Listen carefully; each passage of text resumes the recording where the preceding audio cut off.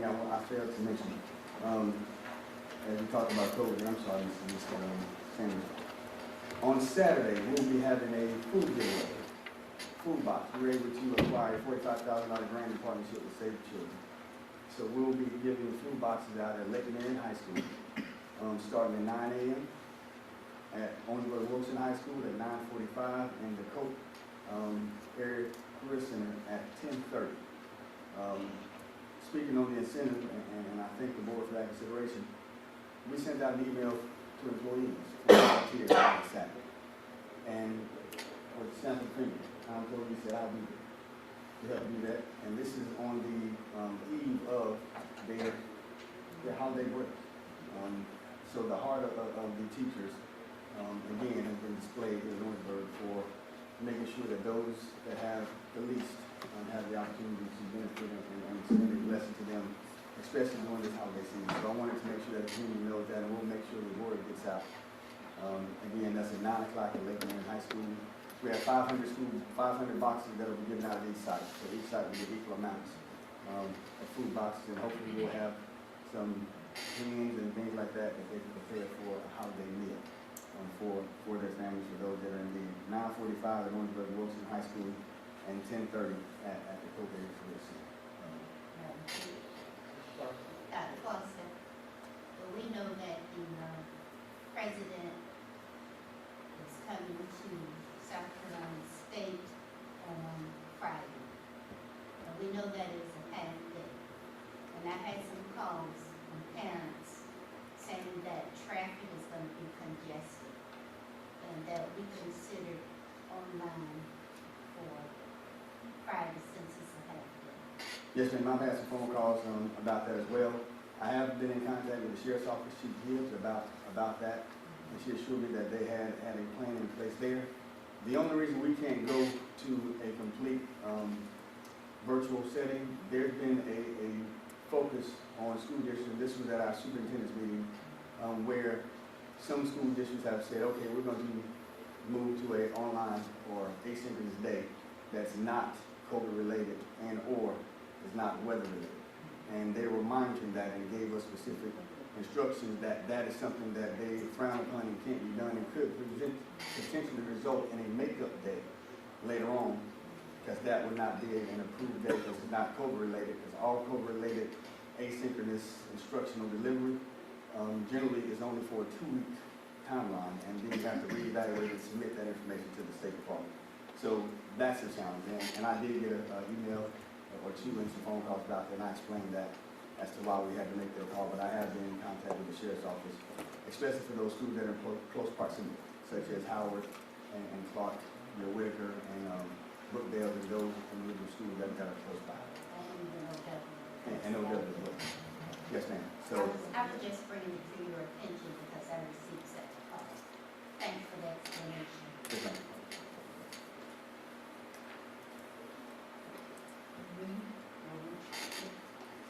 Good evening, Madam Chair, board members, Dr. Foster.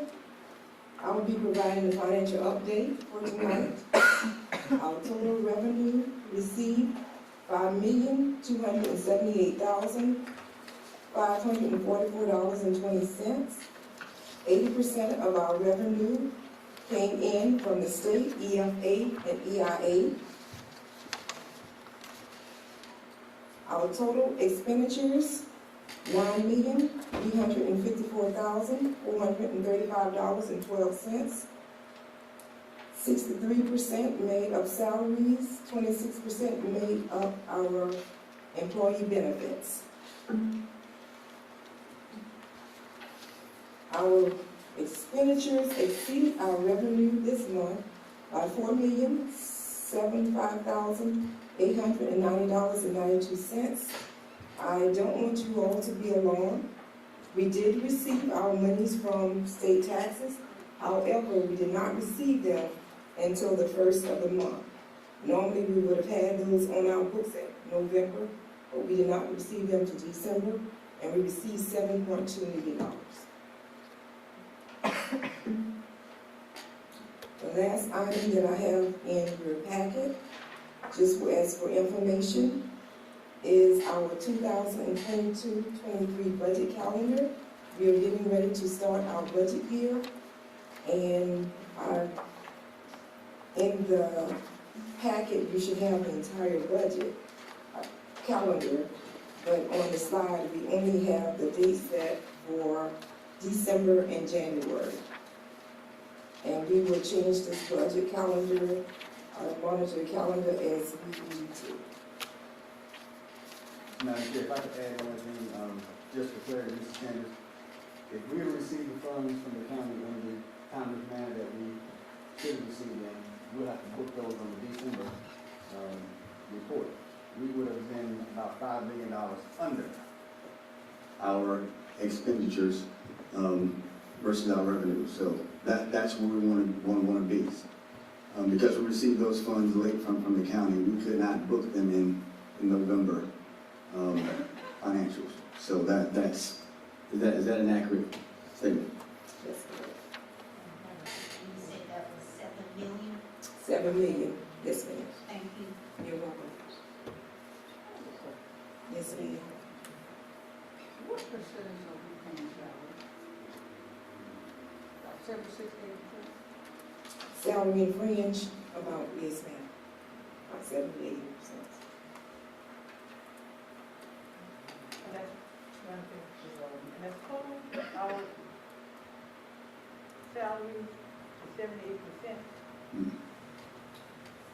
Keep in mind, we also have, this is not just regular salaries, but we do have salaries that are included in here. It could be some additional for after school, other activities that we also pay.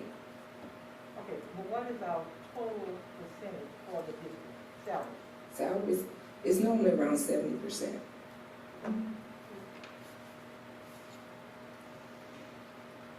When do we get it down to 70%? That includes salary and fringe. I think what she's asking is the total for the district, the estimated range for everything, even if you include the after-school programs, which would run it up to around 85, 87%, if you include those Right. other programs. She's talking about just general fund salary. Okay, Yes. now, that's not acceptable. Okay. That's where we should be for where we are. Yes, ma'am. I was hoping that 70% was right, but I know that could have been right. Right. Okay, About thank you. 80%. Right. Yes, ma'am. Are there any more questions regarding the budget? Yes, ma'am. And I'm just throwing this out, Dr. Foster or Gail. I noticed that on January 12th, the principals, administrators, and department heads, their budgets are due. I've had some conversations recently regarding school budgets and incentives for staff. And I know that, administrators are wanting to have incentives for staff members. It's Christmas time now, and I know that in the past, they've been able to, give their staff some Christmas gifts or end of the year gifts and those kinds of things. And it's my understanding now that they're not able to do that.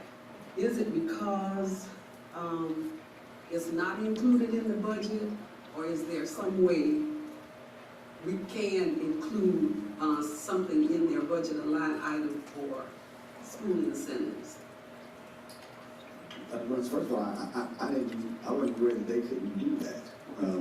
We have some schools that do incentives and have done incentives. Actually, we had a few principals on today to do a Christmas lunch, so I'm not sure if that's the case. Well, is it that some schools have the means within their buildings to generate some funds, and then there are schools, especially our elementary schools, that don't have that ability to generate some miscellaneous funds? Yes, ma'am. I'm sure that some schools have robust PTOs and they have other funding sources. We use the same funding formula for all schools, so that very well may be the case, where their donations and things like that. I know that Revlon was adopted by recently so there's some other means that they very well may be using, but we do provide funds for principals to budget for those types of things. And obviously those who are titled have some additional funding that other schools would not have access to. So I would have to look at the individual school to see what their circumstance is, but also how that administration has budgeted the amounts of funds that they've been given. Some, as Dr. Foster said, some of them use donations, some of them use the PTOs, he stated, and then others just budget that in the general fund. When they get the general fund allocation, they go ahead and budget that up front, so that those funds will be there in time. So is there a limit on what they can budget? I'm just thinking, you know, at the beginning of the year, you know, school T-shirts and then you have Christmas and you have the end of the year. There are several opportunities to be able to provide incentives. I don't know whether they're not budgeting enough or whether some of the administrators are not aware that they can actually use those school funds for that. So we recommend that they budget 60% on instructional and 40% on support services. okay, all right, thank you. And this, Dr. Mudd says also one thing, we do have some parameters for some things. We ask principals to adhere to that. Like if they're paying meals, we try to not have them spend but a certain amount per person. Right. Which is good auditing practices, so you're not going out spending $50 a person on an exuberant meal. That's not a good use of taxpayer dollars. So we do have some of those recommended thresholds in place for when providing a meal. And that not only applies to schools, that applies to the district office as well. And one other question for clarification, you know, just for my clarification. In the event where there are schools that have sports programs, like middle school and high school, once those funds are collected from the sports gates, how is that money used? Is that money that is reported to the district, or is that money that's kept in the school's budget? They report that to the district, but that's in their that's their school activity fund. So we don't touch any of that. Okay. And that remains in there. It goes back into the individual schools? Yes. Okay. And this year, the district also gave each of those schools an allocation as well. Above and beyond that, because we knew they had a deficit from capacity limitations last year and COVID. So we actually gave schools seed money, starting money this year as well. Okay. All right. Thank you so much.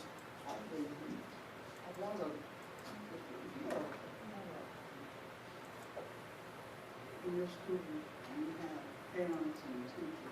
A lot of teachers pay for a lot of that food and stuff themselves. But then you have community people that do things for those schools also.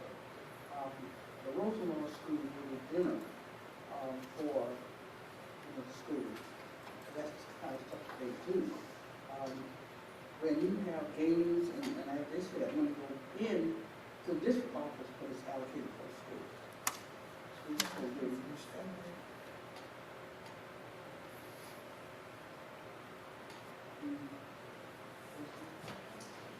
Questions? At this time, I'd like to bring to your front Mr. Bob Damron. Mr. Damron is our financial advisor who will present to us on our debt portfolio tonight.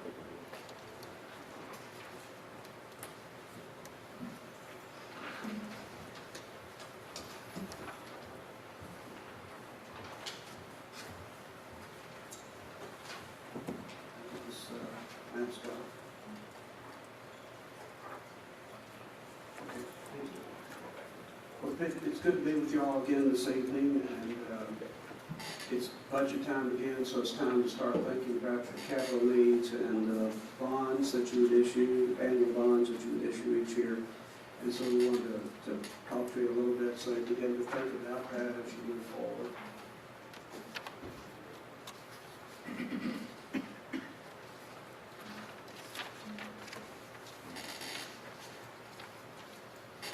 Points tonight are really want to talk about three, but an additional fourth one that I'll mention that's not on this list that doesn't affect debt service millage, but is part of the borrowing each year, and that is your annual TAN, or tax anticipation note. As you have noticed tonight, and Gail's mentioned, there's some slowness sometimes in monies coming in from the county and from the state, and so in order to do that and help the district continue to operate, we issue a tax anticipation note each year. I think this year, Gail, it's 13 million, but that may be a little less, but that's something the district will calculate as the summer goes on, and they calculate how much money is available to start the year, what the expected expenditures are, and how the cash flow works. And so it's very possible it will be back to you in late summer, midsummer, June, July, or August for a resolution to approve that. The first item that you'll be dealing with this year is to refund the 2006 Qualified Zone Academy bond. That bond is part of one that came from District 5. It was a zero coupon bond with principal payment due December of 2022. As you recognize, a lot of the taxes will not be collected by December of 2022, so the process would be to issue a short refunding bond. I would recommend that we probably have a maturity of April 1 or even May 1, just to make sure there's adequate time to collect all of the taxes this year. We would issue that bond in late fall of 2022, deposit the proceeds into a sinking fund to discharge the 2006 QSAB, in other words, pay it off, and then the new payment would come from taxes under your 42 mil cap that we've been operating under. And as I said, that will be an action item for the board probably in June or July. The second action item for the board from a debt structure standpoint will be your $4 million annual capital money that's used, and that's sold through authorization of your 8% bond limit. We would issue that in the fall of 2022. We'll structure those payments to fall within the existing 42 mils of debt service, and so that there would be no tax increase on generating that $4 million of capital. This is something you all have been doing on an annual basis for a while to try to fix some of the maintenance issues that are developing around the district. The third thing I want to talk to you a little bit about is we looked at, because all of your bonds are beginning to pay off, in fact, most of them will pay off between now and 2025, so that's really about 3 years. The district is going to have a significant amount of debt service capacity under the existing 42 mills. We ran those numbers, and that dollar figure would be $190 million on a referendum basis. Now, this is not something you all would authorize. This is something you would authorize to go to the voters of the county, and if they approve the referendum to let you issue up to $190 million, you could do so without any tax increase. We looked at long-range forecasting. We looked at what the value of a mill has done, debt service value of a mill has done in the county over several years, and we feel comfortable that we could assume a 1% annual growth. That's not a tremendous amount. In fact, it's probably less than that. And we also, in coming up with that number, used a very, very conservative interest rate. Current interest rates in the market are under 3%. We used a 5% coupon, so that we wouldn't have any kind of risk whatsoever of servicing that $190 million of debt at the existing 42 mills of debt service. So the good news is, the reason you have that capacity is a lot of the bonds that you currently have outstanding are paying off, and we'll be able to use those debt service payments as we move forward. This is a graph that would show you how that would work, how that debt structure would work. The bottom purple line represents an annual bond issue, so we're not just talking about the referendum issue, but we're also talking about annual maintenance bonds. So it wouldn't be $4 million, but it would be between $1 and $1.5 million probably. The green line, it represents the annual, that's the annual maintenance portion of it. And so as you can see, the overall debt service is still going to fall within the 42 years.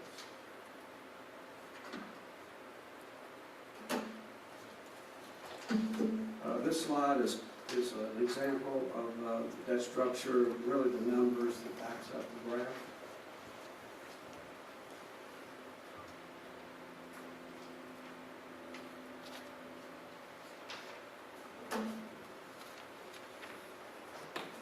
The next page is how we come to those numbers and what the millage value is, value of mill that we generate all this, just for your information. The value of the mill in 2020 was $272,308. That was a 4% increase from the previous year. We don't have that number yet for 2021 because of we get that number off of the audit and off the information is provided by the county. So we're assuming that going forward, 1% is very conservative. Now, we want to be on the conservative side anytime we issue bonds. Also, you'll generate about $1.1 million each year from homestead exemption and merchant inventory and a variety of issues that come from the state revenue cabinet. And as you can see in our projections, not only will we be able to do the annual maintenance that we talked about, but we'll also be able to service $190 million in referendum bonds with no tax increase whatsoever.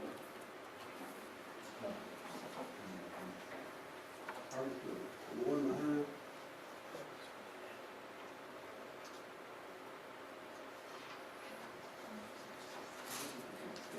So on this slide, I'm sorry, let me get the first one. You can see where the debt, the interest rate is, our proposed debt service, what our value of the mill is, and the amount that's coming in each year from state sources. You notice that we had no growth in the merchant inventory or homestead exemption. We would normally see a small percentage of growth in that factor as well. While the county is not growing in population because of economic development issues, it is growing in assessed value. And so we feel very, very comfortable that use of 1% growth will be recognized as we move forward. We usually use a pretty conservative growth factor when we do these estimates, just as we have for the 3 districts before for many, many years. That's just a conservative way of doing it. We want to make sure that if we do go to the voters with a referendum, that our farmers financial advisor when we stated in those public meetings that there would be no tax increase, that we've got solid, verifiable information behind us that we're using for that calculation. The last slide I won't go over is your constitutional debt limit. And this is the amount of debt that the board could issue on their own without voter approval or going to a voter referendum. And as you can see, your bonds are all, for the most part, your 8% bonds that you've issued in the past are all paying off. You have a capacity of roughly 25 to $30 million, I think 28 maybe. And that's based on your annual assessed value, but that just doesn't build very many new schools. So in order to do new schools or major construction, districts almost always have to go to a referendum in order to accomplish that. It's similar to you trying to buy a house with and pay for it in 1 or 2 years. When you do a referendum, you're actually financing the house or financing the schools over a 20 or 25-year period of time, which is the way most assets, capital assets, are financed. You know, if someone asks, well, why don't y'all just borrow the money? Well, you can't do that because you don't have the debt capacity delegation, constitutional delegation to do that. You can make various repairs, but there's so many repairs to be done. I think we're all going to go over some of those issues tonight and maybe in future months that you just can't finance those by just using 8% capacity. I'll be glad to answer any questions that you have. Dr. Foster, if I didn't cover something, let me know. And just as a point of clarity, Mr. Denver, the 8% capacity is money that we were getting, it's just spread out over years. So if this board so chose to seek a referendum for the said amount here, we're really just asking to give us the money so we can take care of those capital needs now and then use the code. That's why it's going to increase to taxpayers. Just wanted to make sure that. The referendum bonds would be sold and structured such that as all your other bonds are all paying off, then the payments on those referendum bonds will start to kick in, and they will be feathered out over 25 years afterwards. So it's a way of using the existing 42 mills that's coming in off of taxes, and that's the rate that has been in place here. That's what we started with when we consolidated. We can use those 42 mills to service about $109 million worth of debt. And as I said, in calculating that, we've been extremely conservative in interest cost, and we've been pretty conservative, I think, on the estimate of the growth factor. Do I have any other questions?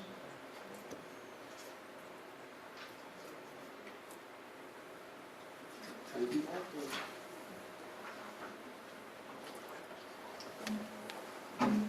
have operation.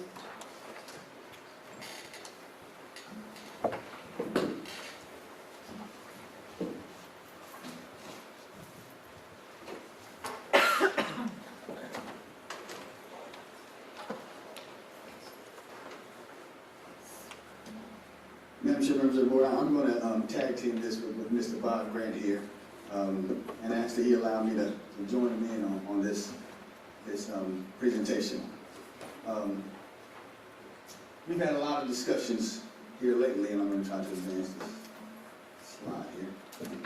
We've had a lot of discussions, and we've had a lot of engagement in our community. And as we've had our community discussions and meeting with small groups, we brought forth some information in regards to our demography study that was conducted last year, and also our facility study. So as we traveled this county corner to corner, we went out with a purpose on this initial round of meetings, and that was to present this information to the community, but also allow them an opportunity to give us feedback on the information that they've heard. So as I've traveled around, and many of you were present as well in many of those meetings, you would hear people say, what's the plan? And we would respond consistently by saying, the plan is just to bring you information. Once we hear your feedback and continue to look at the data, it will at some point bring forth a proposed plan for the board to consider, not to say this is what we're doing, but to ask their consideration for us to go back out to the community again on another round of meetings with small groups, another round of meetings with large groups, to say, now that we've heard your feedback, here's what we've come up with, and here's what we feel like we have the resources and the capabilities of doing. Give us more feedback on this specific plan. It's about being respectful, as I told this community, not to take a plan out to them without first of all hearing from them, but also making a promise to come before them a second time to say, you've told us to come back with some specific plans. Here's what we think we can do. What do you think? And then come back and now bring that information back to the board for a consideration. So this is about community involvement, and again, I've said it a number of times, I didn't bring any of this here with me when I came, but I didn't bring any solutions. The solutions are right here in this community, and I think that hearing the feedback from this community, that has proven true this time as well. So again, our ask at the end of this presentation is simple. It's not to say, yes, this is what I think we should do. It's only to say, can we take this plan back out on a road trip, get feedback, stand in front of this community, and say, what do you think? Only to come back with now some more confirmation or maybe some adjustments or alternates to this particular plan.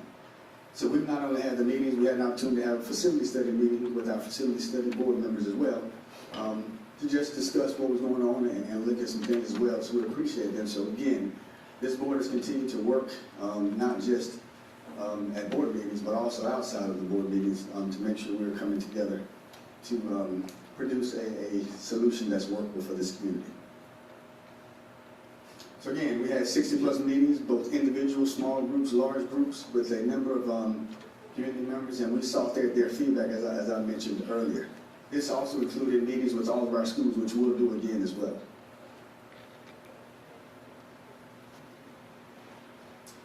So some of the information, just to recap, that we went over the demography study, the facility study. We looked at live birth data and those trends, and as we mentioned earlier, that there are fewer babies being born in Orangeburg County, which generates fewer students entering 5th grade, kindergarten 5 years later.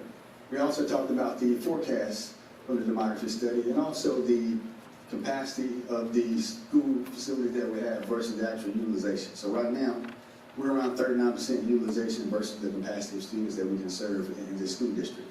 We have the potential to serve about 28,000 students, and currently we have 11,300 students. But also we looked at the cost of operating all of our facilities. Again, to be good stewards of taxpayers' dollars, we have to look at those things so that we can then take those funds and put them back into educational programs and offering for students. So last year we spent about $3.1 million, and that included when we were at home doing virtual. So I would assume, and I can guarantee you that number's going to grow now that we've been back face-to-face 5 days. And we've operated schools and evening activities as well. We looked at the architects and how they categorized our schools. Again, just to recap, Lake Marion and Brecksville, Lockett and Bethune-Bowman were identified as needing few repairs, but we also had a group of schools that were in need of moderate or more extensive repairs.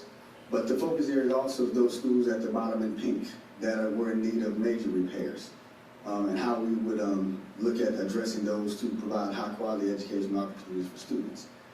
We actually also asked the architect to run a scenario based off of the construction costs then, and we all know construction costs has increased. But to bring all of our facilities up to a minimum standard, and I want to specify a minimum, it will cost us about $428 million, and that does not include A&E, architectural design, furniture, fixtures, and equipment. And this is information that we just recapped.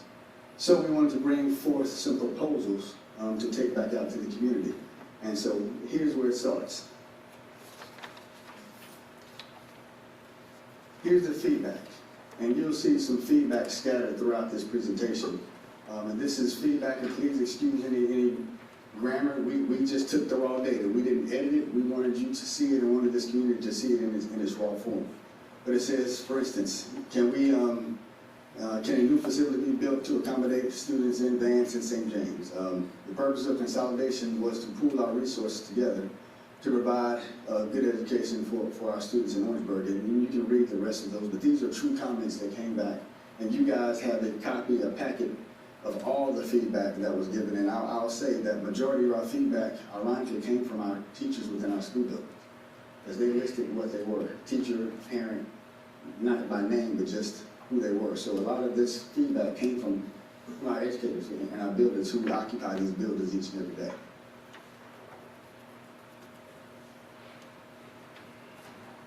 Thank you, Dr. Foster.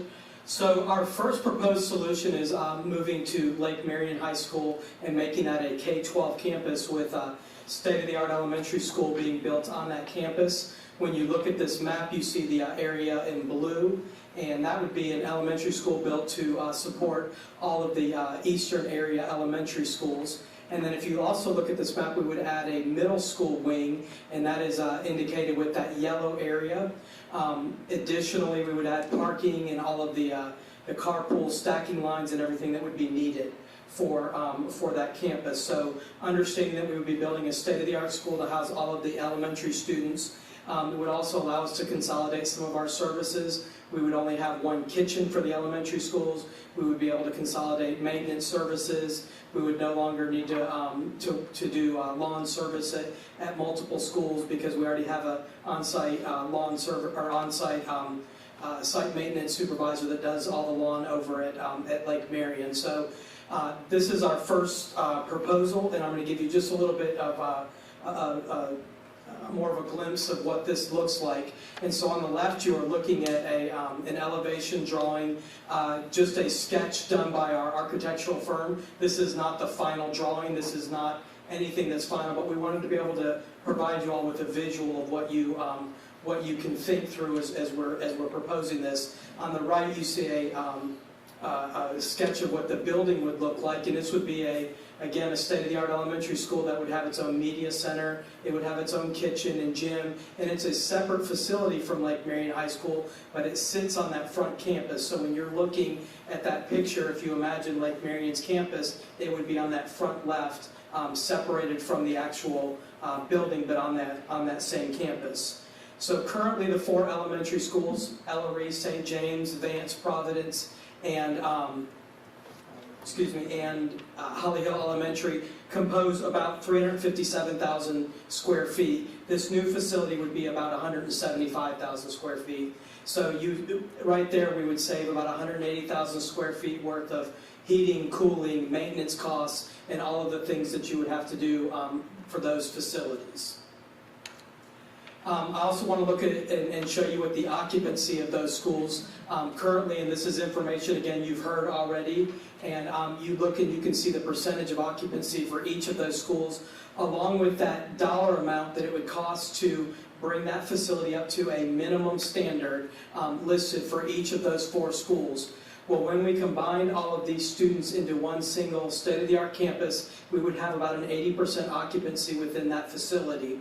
And that's not to say that 20% of those classrooms are empty. That's to say that those classrooms are only around an 80% capacity, which allows for some growth, because we know that new facilities generate growth and inspire people to move to different areas when they see a new facility. So our goal would be that that school would open at about 80% capacity, which is really ideal for an elementary school. And again, you see the costs of what it would take to bring the 4 current schools up to a minimum standard. And as Dr. Foster has talked about, and I'm sure he'll reference again, if you put that money into those schools, are they going to stand for 50 more years? Probably not, but if you put it into a new facility, would that new facility be around in 50 years? And we would believe that to be the case. So a proposed timeline that we have looked at for the East Elementary School would be to begin the design phase in March of 2022, and then do groundbreaking a year later in February. And then at the end of the 23-24 school year, we would close the 4 elementary schools referenced, Ellery, Vance, St. James, and Holly Hill. And then for the beginning of the 24-25 school year is when they would begin on the campus. It's generally about 18 months' time for new construction for an elementary school of that size. So we would be right, it's a very aggressive timeline, but we believe that, with good work and good luck with the weather, that we would be able to meet that. So a little bit deeper dive into the middle school wing that we would add, propose to look to add over at Lake Marion is, again, on the left you're looking at what an elevation drawing of what that would look like, and it would be on the kind of the back right side of the current Lake Marion campus, and it would house, it's a 2-story structure that would house 20 classrooms, plus restrooms, administrative offices, and elevator, since that facility would be 2 stories. And again, 20 classrooms would hold around 400 to 500 students. And so when we look at the occupancy of those the 2 middle schools, you see Holly Hill Roberts is currently at about 32% occupancy. Ellery Middle School is at 26%, but remember that's a combination of their elementary, their K through 8 program in that facility, and you see the cost that it would be to renovate those buildings. And for Ellery Middle School, that number is about 1/3, because the middle schoolers make up 1/3 of that campus. So when you look at that number, if you looked at Ellery as a whole, it's about $21 million when you add the elementary and middle school. So the new wing we would open at Lake Marion would be around 65 to 75% capacity. And again, that doesn't mean 25 to 35% empty classrooms. It means that's the occupancy within those classrooms.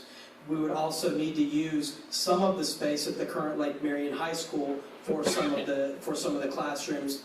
In addition, they would share some of the shared spaces with the high school, like the cafeteria, the gym, the media center, that are already in place and would easily be able to house those middle school students.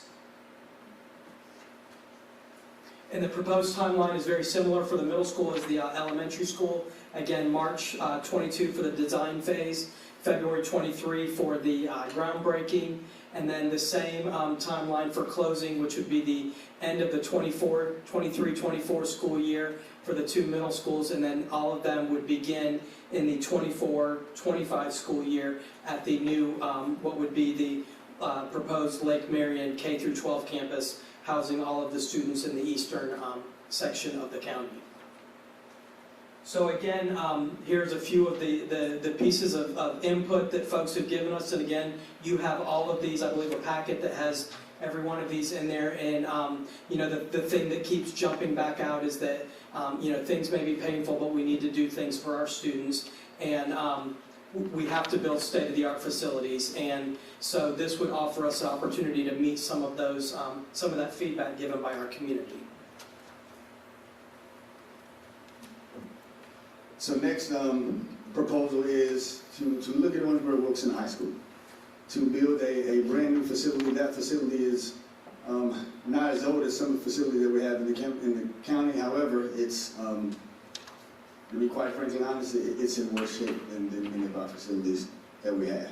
And quite frankly, the cost of renovating that to a minimum standard is significant, once you see the numbers here. So this is a site plan of what a potential new Orangeburg Wilson campus would look like, and the proposal here would be to find another site or location to place this facility on, which gives a little more access as well to that facility. Where that is, again, that's not something that we've come up with, but if this board so approves, then that's actually work that we would have to begin and gaining input and making sure that a piece of land is first of all approved by the Office of School Facilities to build a school facility. So on the left here, you see what a potential rendering of the front of that new facility could potentially look like. Beside the actual site plan, that would include, again, new athletic facilities, parking, traffic flow. All those things would be taken into consideration when considering a new Orangeburg Wilson High School. So here's what you see. I mentioned earlier, to bring the current Orangeburg Wilson High School up to a minimum standard will cost us almost $54 million. And I'm not sure we'll get another 50 years out of that facility. They will still have issues that we were unable to address in the current plan of going in and just renovating and updating a few things. They're about a 57% capacity. The new school would be about a 1,600 to 1,800 student facility, and we would hope to have about a 75% capacity in that new facility. So again, the timeline is similar to the others you've heard. Look at March 2022, and I'll explain why that date is significant here.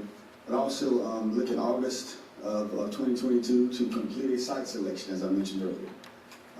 But also look at groundbreaking in February with an 18-month build time, with the hope of moving students into a new facility for the 24-25 school year at Orangeburg Wilson.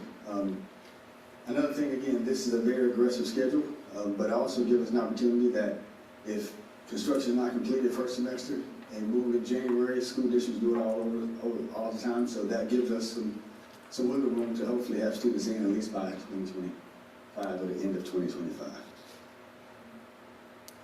Again, just as I mentioned earlier, there are some more comments that are scattered throughout, and again, these full comments are in your package for your consideration.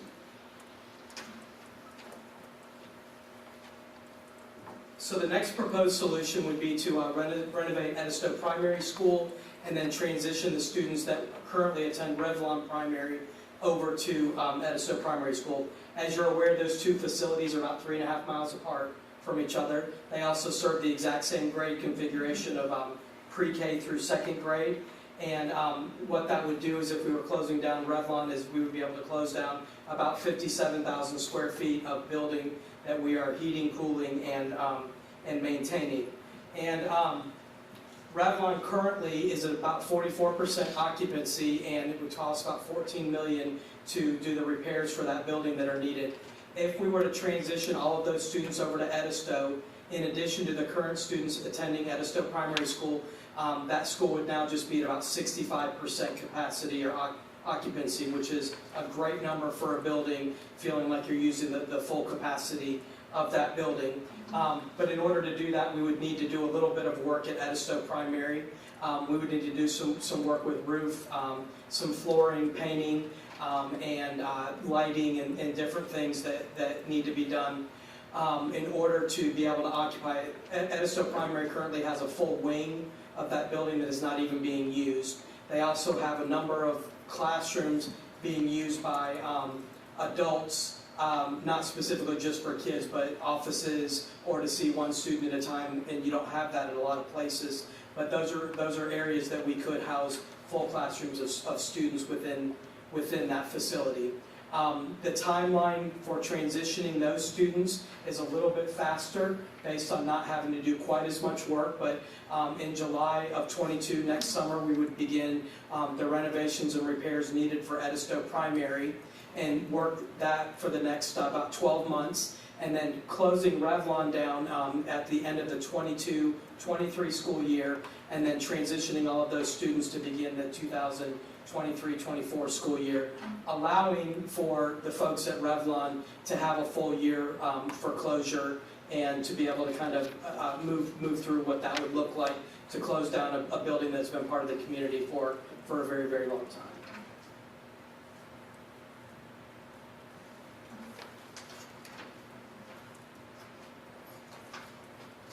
All right, a couple of other pieces of responses that folks have said, you know, they thought that it was informative, and again, the theme has come back to combining schools or closing schools that have lower populations. So our next proposed solution is to look at Clark Middle School, to add a 20 classroom addition to Clark Middle School, next to what is Boulevard Street. I'm trying to, right here, on your left, you see a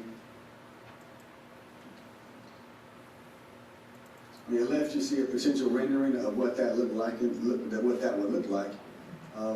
The new addition would mirror the newer portion of Clark and extend back. This 20 classroom addition again will hold between 400 to 500 students. These potential students will be coming over from Howard Middle School, making this one middle school in the central proper for students. Right now, Howard is about 35% occupancy. Again, this would then increase Clark's occupancy and utilization to about 65%. But also give us an opportunity to merge programs and offer and increase offerings to all students in that school. If you have more students wanting a particular offering, you can offer that as opposed to having fewer students that want those offerings in separate facilities. So here's the timeline. Timeline again is similar to the others. March, design phase, groundbreaking in February, June. The students would vacate, June of 2024, would vacate for renovations at the existing Howard and open the new wing at Clark in the 24-25 school year.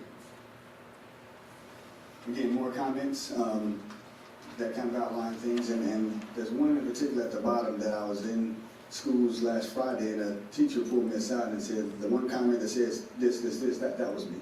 I've been in this district for 30 plus years, and I know it's tough, but I see what our kids are missing out on and how these opportunities would enhance those for not only us teachers, but also for students. So again, some more comments that we wanted to make sure that we kept in the forefront of what we were doing to make sure we capture that as we align these responses with our resources, our potential resources that we have.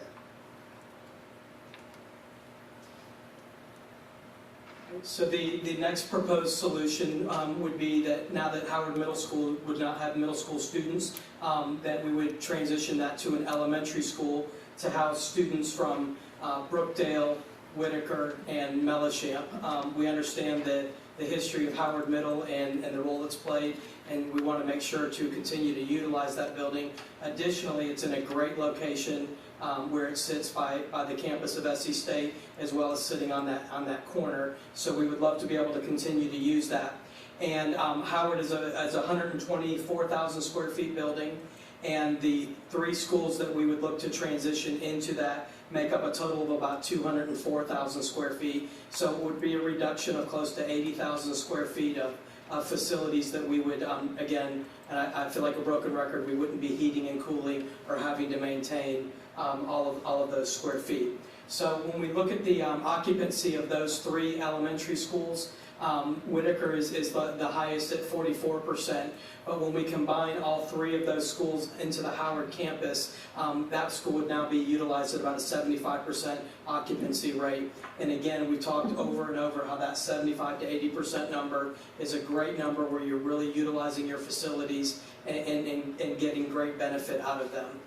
Additionally, you would see the cost for repairing all of those 3 schools is close to $35 million, and the renovations at Howard would not cost anywhere near that amount of money. We, in fact, have already done some work over the last 12 to 18 months at Howard. We have a brand new roof on most of the building, including the gymnasium. We've done painting, we've done some flooring work. They've had a number of community partners do some things as well outside, so the building is well on its way to getting a lot of the things and the attention that it would need.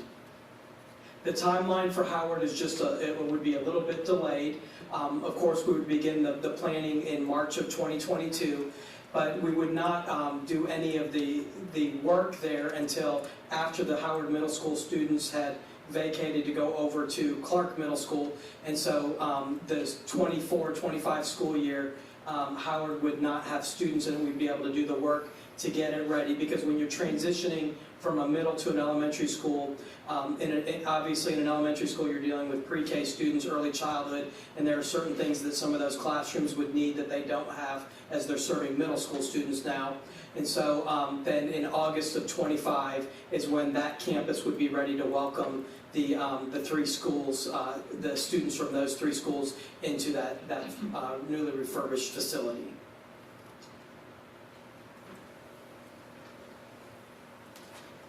An additional proposal that we would consider, ask this community to consider is, yes, we have issues with our utilization and some of our facilities, but I don't believe there's anybody here that has gone to an athletic event that wouldn't say that we need upgrades in our athletic facilities for our student athletes as well.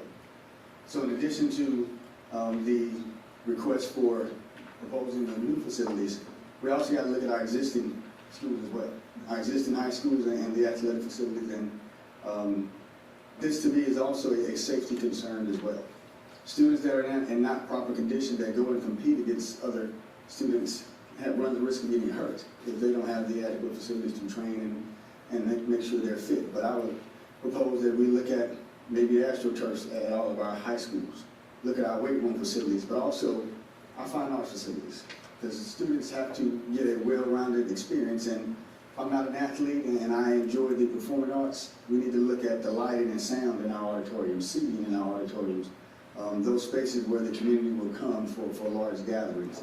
Scoreboards, bleachers, so we would have to come up with a scope of work that would increase the athletic facilities in all of our high schools, primarily so that those students have a high quality experience doing athletics as well, and also the fine arts.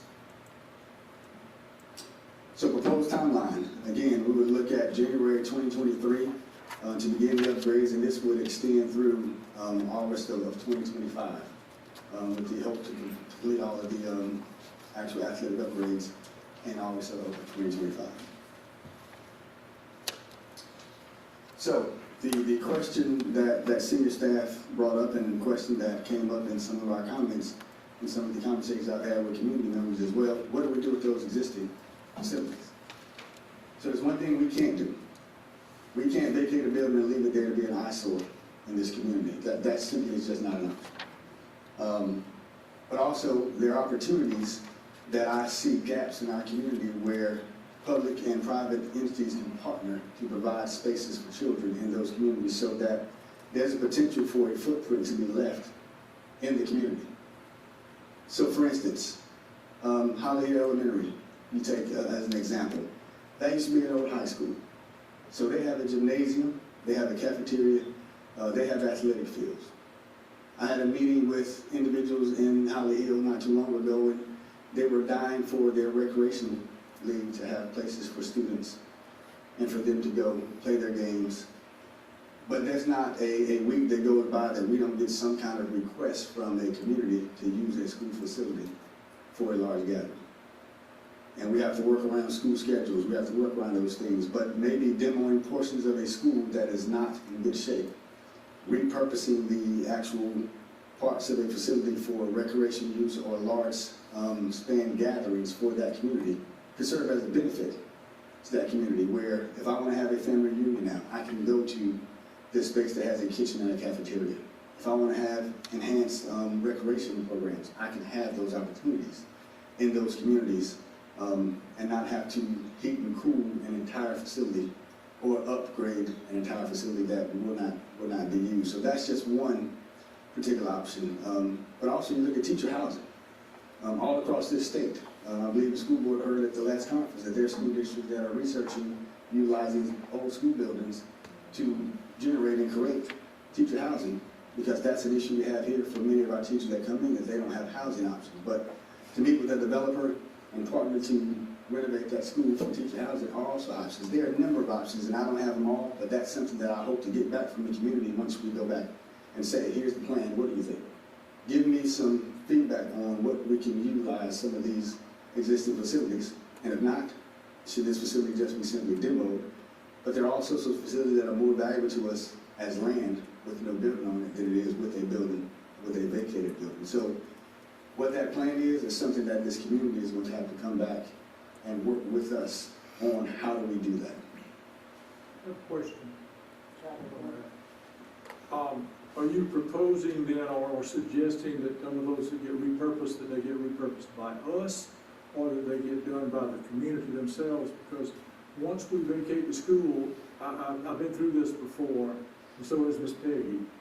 You know, that's not an asset to us as a school district, and we don't need to acquire the expense or the liability of doing anything with those. I mean, I'm all in favor of, you know, them going to the community if they will utilize them. And I mean, I think that's a great idea. We've had some success with that before, and we've had some not so successful situations. So, you know, I think that's something else that the community would come in and say, yeah, we'd like to have this. You know, it's already a paid-for thing, whether we donate it to them or whether we sell it to them or whatever. But I think that's something we need to consider, that we get out of the business of taking care of that particular school since we're out of it. You're exactly right. That's where that partnership comes in, where we would be responsible for saying, hey, maybe this board says that we'll give it to you for, you're responsible for this, for utilizing it for that particular purpose. I agree, the liability and expense of maintaining it, if that's the case, then the option for us would be to demo it and leave it as empty land. It's easier to maintain that than it is to maintain the cost of a facility. So great point, Dr. Quinn. Proposed timeline, again, I went over that. So here's, you heard earlier from Mr. Damon, our financial advisors, on the proposed how. And this goes back to his very presentation. As we looked at our debt structure and the opportunities we have as debt rolls off, we have the opportunity to get up to $90 million to tackle these projects. So an estimated budget that we would look at, if that's going to probably become a question, is to build a new high school in this construction time of that size will cost about $110 million. About an elementary school of that size would be $45 million. The additions would be probably 10 each, which is about another $20 million. And then you look to put maybe 10, 15 million in to athletics and fine arts upgrades and other facilities, but also factor in cost of demoing, if that is needed as well. So we feel like that $190 million target would provide us the opportunities to cover that if this plan is approved by the voters in a November 22 referendum ask. We've kind of coined this, that there's been a consistent theme of 2025. And we're looking at school improvements of pride by 2025. That's our goal. How great would it be for us to have students that are able to walk into those facilities in 3 to 4 years and have something that we can all say that we've done and that they're proud of. But another piece of this is the energy performance contract that we are continuing to evaluate now. Because again, you have school facilities that are not being new, but they still have needs. So this also gives us an opportunity to go in and provide opportunities for those schools as well that are in pretty good shape, but still need to be addressed. The HVAC systems that at Stowe High School in Ranksville that are running at their lifespan, we need to make sure that we don't find ourselves 10 years from now back in the same situation. So to upgrade those facilities, your Marshalls, your Sheridans, those schools that need upgrades, we can go in and utilize this method, which also would not be a burden or an increase to taxpayers at all as well. So here, the proposed timeline is hopefully we'll be able to present a scope of work for this school board to consider in January of 2022. With that being said, if they so approve, we'll look to start designing and planning for the upgrades from February to August with a projected construction upgrade of lighting, HVAC units, those kind of things, from August of 2022, which may span again to August of 2025 in those existing facilities. The reason this may take a little longer is because we have people occupying these closed spaces, so most of the work will have to be done at nighttime, weekends, and summer times as well. But this also has to work in concert, that everybody understands and sees that we're enhancing their space, their learning spaces for students and their teaching spaces for our teachers. So here's the proposed timeline.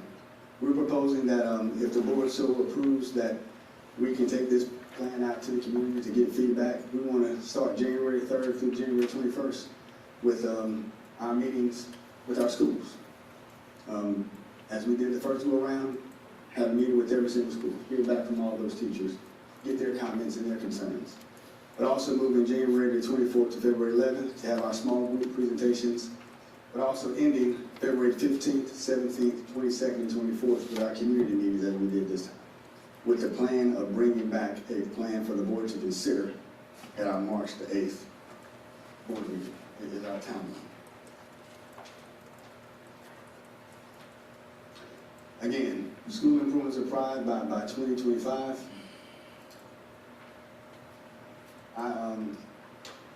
I had a meeting, or two of them actually, today with our principals.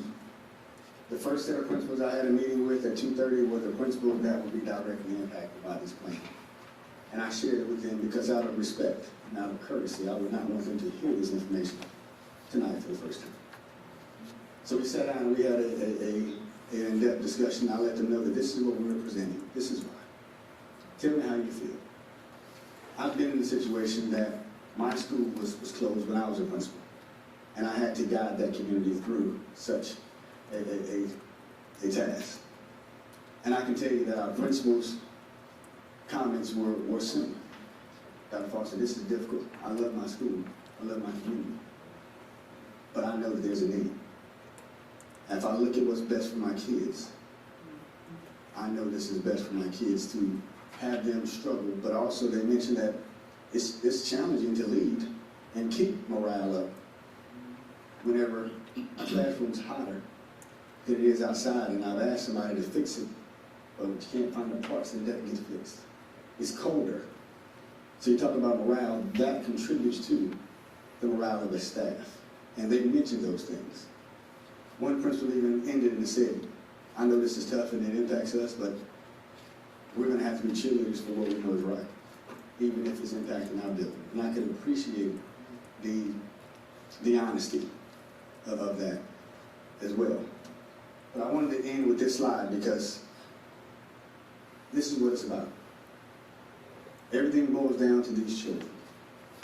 When I was at Orangeburg Wilson at our last community meeting, it grabbed my heart when I asked if someone had a question, and that young lady who was sitting there that attended that elementary school raised her hand and boldly and bravely said, and many of you witnessed it, are you going to fix my school?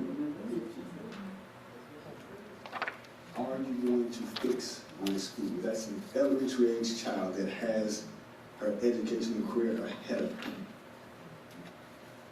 She endures it every single day. Our teachers endure it every single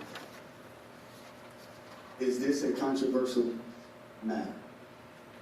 Yes, ma'am, yes, sir, it is. But I tell you one thing, that I stand before you as superintendent here, and I said this since day one, that I'm committed to doing what's right, even if it's not easy, even if it's not fun, even if it's not popular. But my grandma told me that right is always right. And this is the right thing to do. That my hope is that the day that I can put my feet up and enjoy retirement as some of you have done, that someone says job well done. And kids are reaping the benefits of the tough decisions, and this community is seeing the benefits. And I close with this one thing. I was on a concerned citizens call, and this topic came up. And they said, we need to do something because we need to attract students to this area. And I agree wholeheartedly with that, but I responded and said, I heard that, but it's actually a stone in my shoe. That's not the reality. Is our kids that are here now deserve these. And those that want to come on, we'll love you too. But even if nobody chose to come here, that young lady who said, fix my school, deserves this. So, Madam Chair, members of the board, sorry I kind of birdwalked a little bit there, but I get passionate about this because you see the kids. I'll be more than happy to answer your questions that the board may have. I have another question. And what is the distance between Ellery and Santee, and the distance between Holly Hill and Santee? I think we have to keep into consideration that those are two separate municipalities a distance apart. And I just say this because I live in a small town also, and our children and students like to be in their own hometown. And if we're going to take students out of Holly Hill, or take students out of the town of Ellery, we're going to put them at a centralized location. We're taking something away from those communities. Yes, sir. The board members that live in those areas can give you specific mileage and distance. The unique thing about Lake Marion High School is they all go there now. That is the small end of the funnel. So those kids are in Holly Hill and Ellery, they all go to that. That's the ending point. So in essence, what we'll be doing is really shifting where they're going anyway to that same centralized location. And hopefully we will bring that segment of the community together as we're all moving to Lake Marion High School. We've been here. We understand this campus. So, but great point. You are taking something out of the communities. Hence is why we have to be strategic in how we repurpose and partner with those facilities so that they may, if possible, have a footprint in those communities for them to be remembered. Distance, I drove it from Holly Hill to Santee. 15-20 minutes, that's what it would take me. And that would be early in the morning before the traffic is actually mingled with me. And I think this is going to be a hard pill to swallow. You know, I'm sitting here right now, kind of crying some dry tears. You know, because I'm all up in my feelings. You know, I know what's going on, and I know what the need is, but I'm still in my feelings about it. Because you talk about home, and you talk about places that's been there as long as I've known myself, and you know, it's going to take some time to get through that and be unattached or detached, you know. And I'm thinking a lot of the people on that end are probably going to have some of the same feelings. But I do understand what's going on and why we're doing it. Yes, ma'am, Ms. Bezer. You know, that was part of the reason why we try to be respectful. And you try to go stand in front of people. You don't send it out and say, that's part of it. People have to believe that you mean what you say, you're going to say exactly what you say you're going to do. But they need to have the opportunity to ask those questions because you're right. It means something to those people who walk those hallways, who saw their children walk those hallways. So this process is one of not just trying to be more efficient, but it's about trying to be courteous and considerate as well. Madam Chair. Vance to Santee, 5 minutes. Santee Ellery, 5 to 7 minutes. What she described as the farthest 2 points. It's not too bad travel-wise.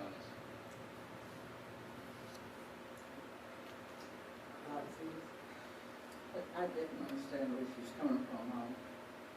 And when they moved Bowman to Roseville, we're not in Bowman, we're in Roseville. That was something to swallow. We understood what they had to do. The school fall apart.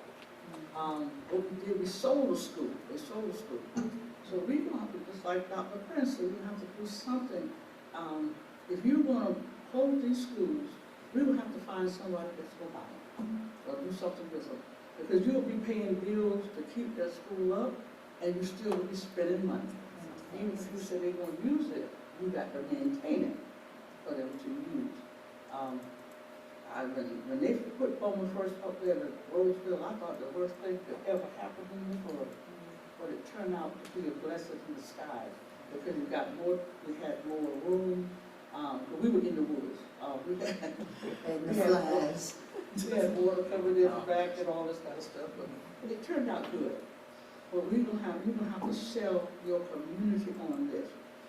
We will not be able to run a referendum and win without going out full-heartedly, going out, and your board gonna have to be together to do this.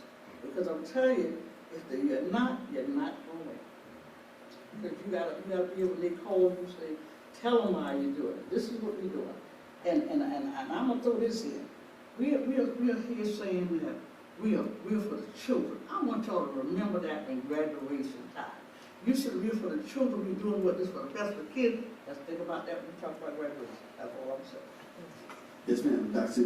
Great point. This is not, and I want to go on record and say this is not Dr. Foster's plan. This is this community's plan. This is why I've gone out to give them the facts, hear from them, and plan on going back out again. That it is our plan. Now, will everybody be happy? No, but this is not a plan that Dr. Foster and this administration and school board is just going to say this is our plan. So, Madam Chair, I'm sorry. I'm asking that again, the first ask was that you give us permission to go out and engage the community with this particular plan and get feedback. That's my only ask. At this time, I will accept the motion to authorize the superintendent and the administrative staff to bring forth the solution shared in this presentation to the community for the stakeholders' input and feedback. Madam Chair, I move to authorize the superintendent and the administrative staff to bring forth the solution shared in this presentation to the community for stakeholders' input and feedback. Second. It's been moved and properly second that we authorize the superintendent and the administrative staff to bring forth the solution shared in this presentation to the community for stakeholder input and feedback. All those in favor? Can I ask a question before we, would it be appropriate to ask a question? Yes, sir. Unreadiness. Go ahead. My question would be that this is only to allow them to present this back to the community for further input. This does not, a vote for this does not necessarily mean that this is what we're going to end up doing. Exactly right. Thanks for that clarity, Dr. Warner. All those in favor? Any opposed? Motion carries.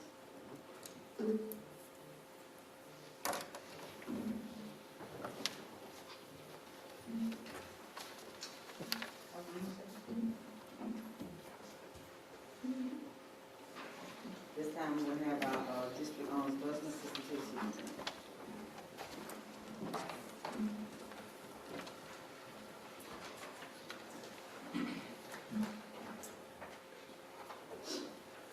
Good evening. Madam Chair, board members. I have just a couple of things this evening. The first item that I have for you is a model policy of the ESSER funds. ESSER being the Elementary and Secondary School Emergency Relief Fund that the state has been given from the federal government. We're bringing this model policy forward for you. You have a draft of this policy in your folders. This policy, basically, the purpose is to establish and clarify the purpose of the ESSER funds and the spending parameters to promote transparency and enable school districts to continue smooth operations during a difficult for students, staff, and stakeholders. I'm just asking for an action that this be a first reading this evening. This is a policy that was given to the superintendents at their roundtable, I think on December the 2nd. So, Madam Chair, just as a point of clarity, I think you may, all ESSER funds are subject to auditing. So, as part of the audit process, the school board, the state superintendent said we need to have this in place. So many school districts are putting a model policy in place for the audit purposes that they said we must have one. And you don't have one because ESSER's new, so they wouldn't have had one to accompany that.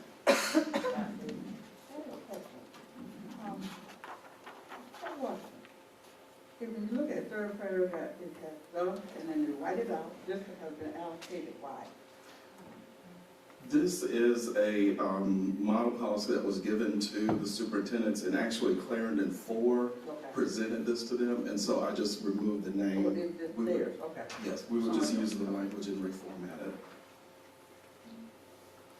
Any other questions?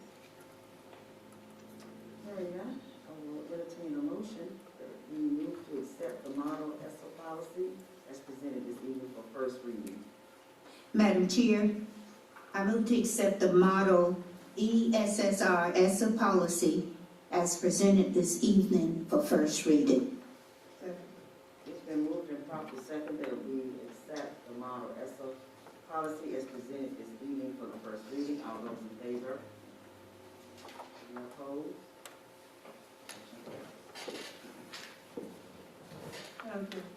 Yes, Ms. Owen? Question, is our ESSER plan on the district website? Not yet, because we're waiting on final approval from the State Department. Okay, I was asking because I saw a lot of other districts have theirs posted without approval. Thank you. The next is just information item. In your packets, you have our current instructional policy section I of the board policy manual. We will begin work on this in the new year. We just wanted you to have that as background information. Please take a moment, some time to thumb through it, go through it, make any notes. Anything that you would like to bring to our attention that we need to correct or change, we're going to be going through that beginning in January and bringing forward different policies for approval or revision.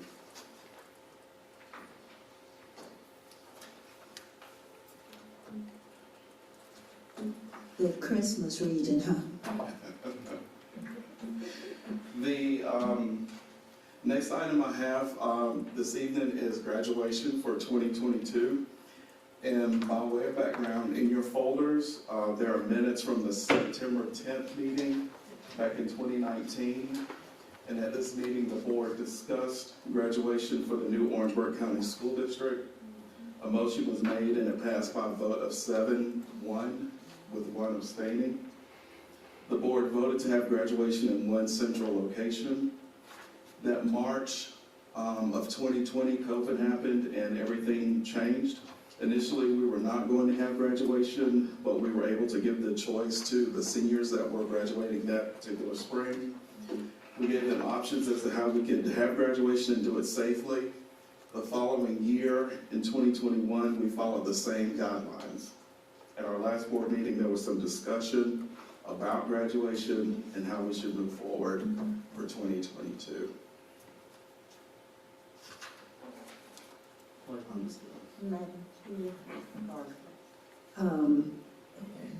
I received a lot of calls and emails, and we know we have a new strain, Omicron. And are we going back to individual schools? I think we need to play it by ear and use some common sense and go back to schools, because this is going to be with us for a while.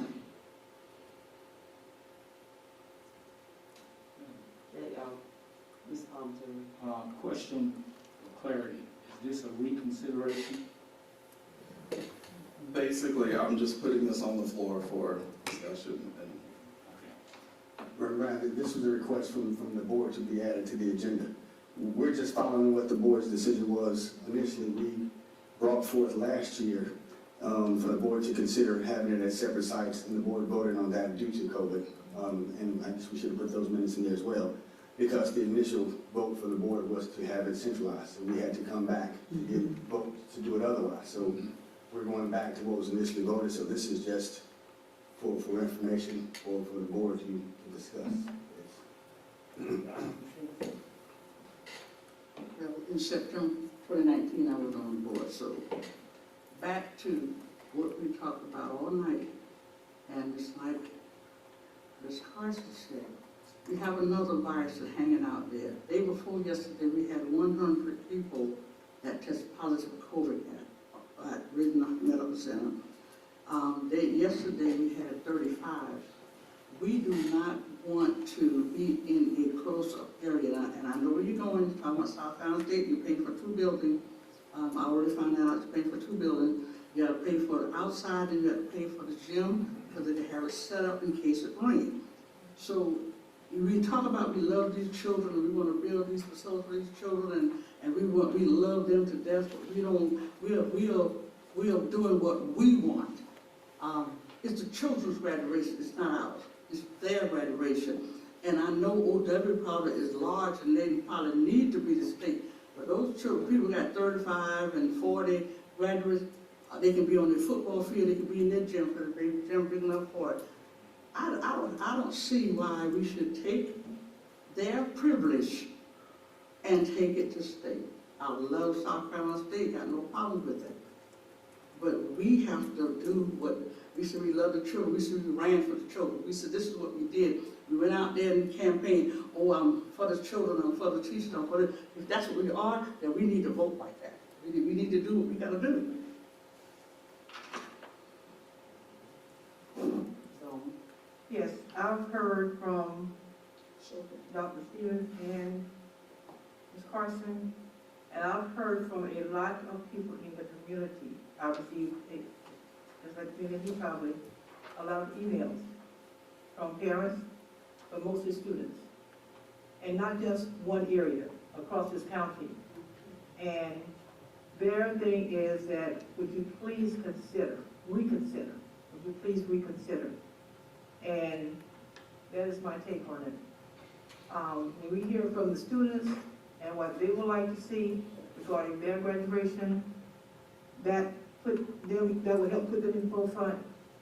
And some of them even talked about petitions at their school from the east, and also their student government body, what they did and what they would like to see. So that's my take on it. Ms. Miller? And my take on it is, we've already voted on it. So I'm thinking, 2019. yeah, it was in 2019. We already voted on it, and we voted to have it in one centralized location.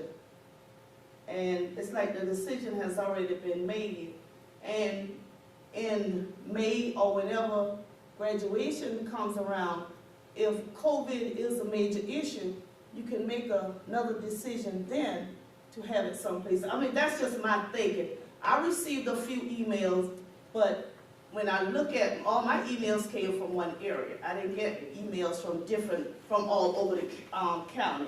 All mine came from one area. And I didn't have that many, I think maybe about 6 to 8, something like that. You know, but I'm just saying, we've already had a discussion and we had a vote on this. And if COVID is an issue later on, then, you know, we could do something different. But then we also have to think about the fact that by now, those who want to have the vaccination could have already had that as well for some added and extra protection. So that's just my take. Dr. Brent?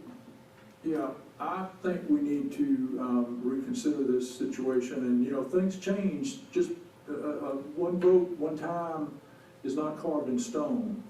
So I think there are extenuating circumstances now. I think there's two reasons we need to allow the schools to have what I call school choice. And one is the COVID situation. That is so fluid. We don't know what's going to happen with that. And I certainly agree with Ms. Pelzer, the vaccination is important, but I will tell you right now, just because you have your vaccinations does not mean you don't get COVID. It does not mean you don't die. I know of people who have had the vaccination and who have died, unfortunately. Now, they had other concomitant or comorbid conditions, other medical conditions that contributed to this, but we don't want to do anything that's going to accentuate that situation. So I think for that big reason, we need to at least have the school choice for this year. If you don't want to make it a permanent thing, if you want to do it every year, do it that way. But I think it should, really and truly, I think it should be permanent, that it should be a school choice. I got some of those same emails from some of those students, and I got some from parents. The most heart-wrenching ones were the ones from the students. Because I had one student say they don't really want to go to a strange place and have their graduation exercises. Their memories are at their home school. And they even considered not even going to graduation because they don't want to go to a strange site to have it. So I think when you, as some of them said tonight, this is for the students, this is for the students and their parents. And I think that we need to really consider having school choice. Thank you. Madam Chair, board members, I know some of you may know this, but just for clarification as a parliamentarian, we take action on this. It is a reconsideration, and someone who voted for it has to make the motion.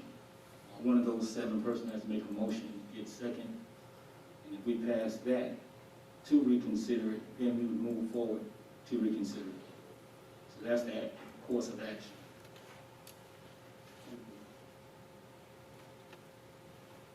On a motion?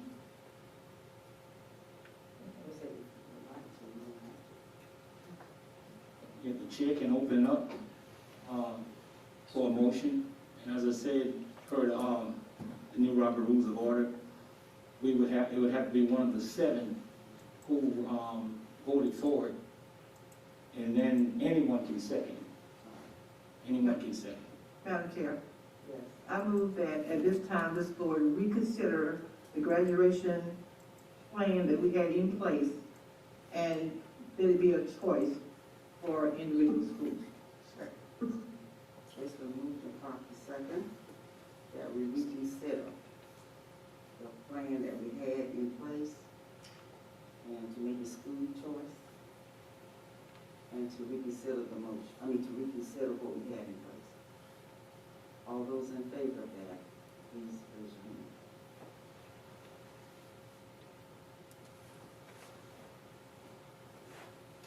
One, two, four. You have to count? Yes. Okay. All those opposed?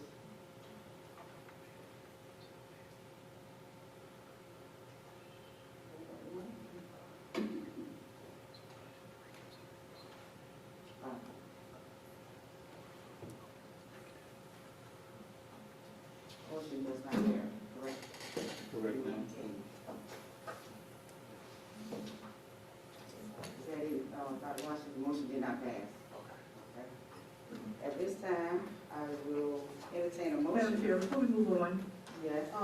I was just looking through this handout, section I, and it talks about the charter school and students being able to participate in the activities at their home school, whether it's extracurricular or whatever, if it's not being offered at their school. And had some calls, said that they contacted the district, I don't know whether they did or not, but, the question was, if their child is at the charter school, will they not be able to? I think they were informed they would not be able to participate in extracurriculars at their home school. I would have to refer to our legal. I know that that's a slippery slope because you have homeschool students that I believe in the statute can, so that's something that I believe I would refer to legal. I thought maybe they could. I'm not sure. I believe they can. I would have to refer to Yeah, that. generally they can. It depends if it's an extracurricular activity as opposed to a curricular activity. And depends if the charter school offers the activity. Because if the charter school offers it, then they don't have a right to participate in their home school. But generally speaking, for extracurricular activities, the charter school student has a right to participate in their home school's extracurricular activities.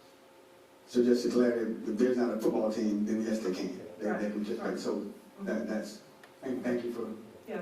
giving that clarity. Maybe at South Carolina High School, you don't go there to South Carolina High School.